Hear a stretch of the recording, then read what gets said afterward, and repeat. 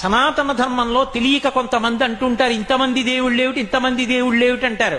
ఇంతమంది దేవుళ్ళు కాదు, ఇంతమందిగా ఉన్న దేవుడు తప్ప ఇంతమంది దేవుళ్ళు ఉండరు. ఆయనే పరమభాగవతోత్తములైన వారి కోసమని దిగి వస్తాడు.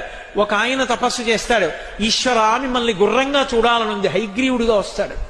హే భగవన్ మిమ్మల్ని నందిముఖంతో చూడాలనుంది, నందీశ్వరుడిగా వస్తాడు. హే భగవన్ మిమ్మల్ని మనుష్యుడిగా చూడాలనుంది, రామచంద్ర ప్రభువుగా వస్తాడు. హే భగవన్ మిమ్మల్ని ఒక క్షత్రియుడిగా ఉగ్రంగా గడ్రగొడ్డలు పట్టుకు తిరుగుతుంటే చూడాలనుంది, పరశురాముడిగా వస్తాడు. పరమ భాగవతోత్తములైనటువంటి వాళ్ళ కోరిక తీర్చడానికి, వాళ్ళకి కనపడడానికి ఒక రూపము దాల్చి కిందకొస్తాను.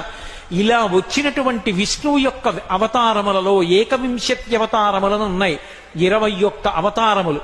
వాటిని స్మరిస్తే చాలు, వాటిని ఒక్కసారి జ్ఞాపకానికి తెచ్చుకుంటే చాలు. నైమిషారణ్యం లాంటి ప్రదేశాలలో ఆ పేర్లు ఒక్కసారి వింటే చాలు, అవి ప్రధానమైన అవతారములు అని చెప్తాడు సూతుడు.